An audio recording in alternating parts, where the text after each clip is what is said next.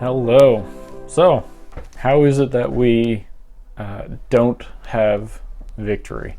Well, it's pretty easy. We choose not to ask for it, we choose not to believe it, and we choose not to receive it. And a lot of the time, what people do is they will pray a prayer that's very weak and self-centered. So, and I've been caught in this plenty of times in my life as well. The prayer goes along these lines: Lord, I am struggling with this thing, whatever sin it may be. And then you say, I need your help. Well, help implies that you are doing something about it yourself, and that you just need God to give you the little tiny extra push for your success. And that doesn't usually work, or at least doesn't work very well. Because God has said that he will not give his glory onto another. That's in Isaiah, I believe it's 42:8. So if you want victory, or if you don't want to have victory, keep praying for the Lord to help you overcome something, because you'll probably struggle with it for a long time. He has already given you the victory. He has already given you all the tools that you need, and those tools are the promises that he's given you. And he's also outlined in the Bible how to use those tools and promises, and for us to properly ask for them. And it wasn't until recently when I was talking with someone and they brought up this idea of true faith. So the good example would be the Roman centurion. In I believe it's Matthew. He goes to Jesus and he says, Lord, my servant needs healing, and I know that you can do it, and I'm unworthy to come into your house even, so just say the word and it will be done, because I'm a man who has authority, and when I say that something needs to get done, it's done. So all you need to do is say the word only, and it will happen. And Jesus said, I have not seen faith like this anywhere. So what can we take away from that? Well, he knew that the word of God was enough, and that if he said it, it would be done. And so he asked for it, and Jesus said, your servant will be healed. Go your way. And his servant was healed, and he went knowing that it would happen. So when it comes to us and our prayers for victory, our prayers for the promises that he's given us, for whatever thing we need or want, he has promised to do it. And there's a simple remedy, a simple solution, or an equation, and that is found in Matthew. Sorry, not Mark.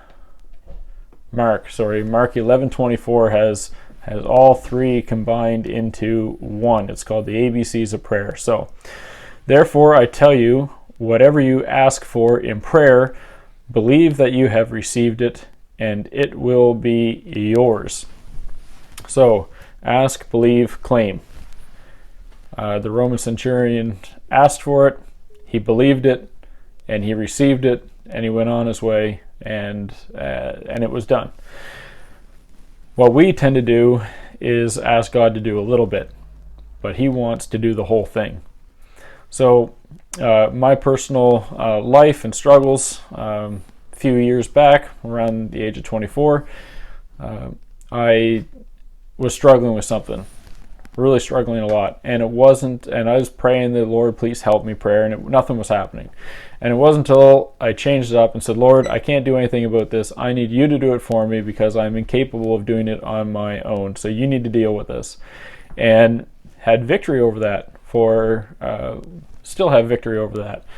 Victory doesn't mean that you're never tempted, that you can't stumble and fall, because we're humans, and if we get out from behind God, we're prone to stumble and fall. But he's given it to you. It's yours. You claim it, you live it, you believe it, and it will happen. And to this day, it's not something that looms over my life. It's something that the temptation will come now and again, and the basic procedure is something will trigger it. and I know what's going through my head, and I immediately give it over to God because I know that I can't deal with it, and I say, Lord, it's tempting me again, need you to put an end to it. And he does it.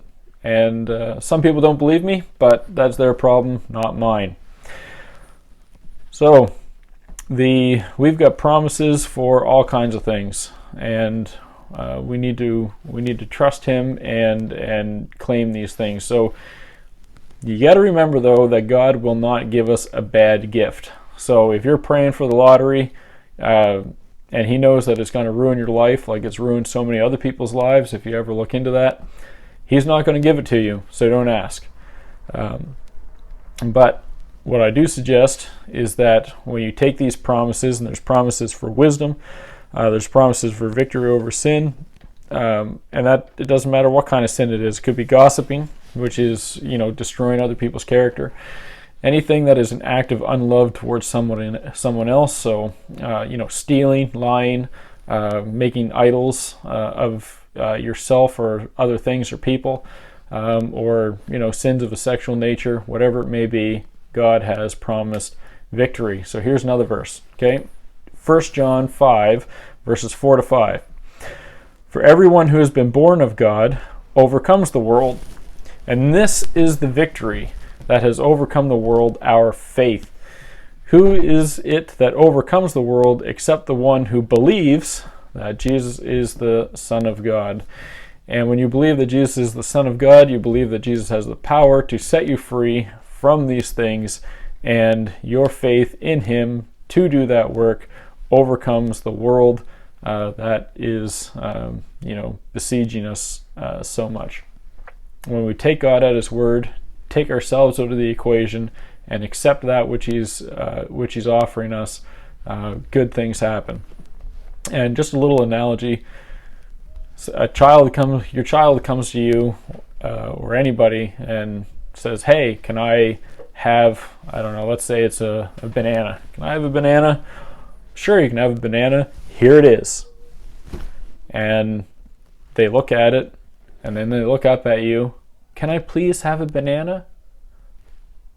Yeah, you can. It's right there in front of you. Have it here. It's in your hand.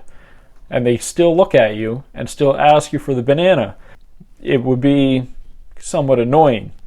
So keep that in mind, that God's promised it. You asked for it. He gave it to you. It's yours. Enjoy it. Receive it with gladness, and thank him for what he is doing in your life. So hope you all have yourselves a wonderful day, and we'll see you next week.